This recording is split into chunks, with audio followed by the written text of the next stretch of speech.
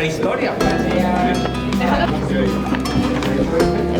I think something that we will explore in these sessions is thinking critically about the boundaries we are drawing. Within the platform, we have institutional stakeholders, we have academic stakeholders, we have community stakeholders. The governance inequality and the value stakeholder engagement in India are looking at potential research activities that can have an intersectionality lens. The communities could be a stable, but if this harm actor comes and distorts this.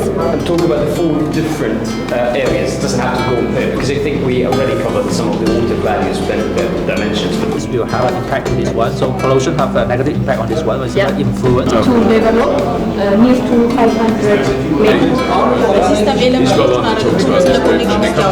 All the data that we have is already intersectional. It's just that we need to be using the intersectional lens to analyze it. There were 2 final fantastic ideas that came out from our discussion. The idea of water sensitive planning, knowledge transfer and sharing, and we could co-create a methodology.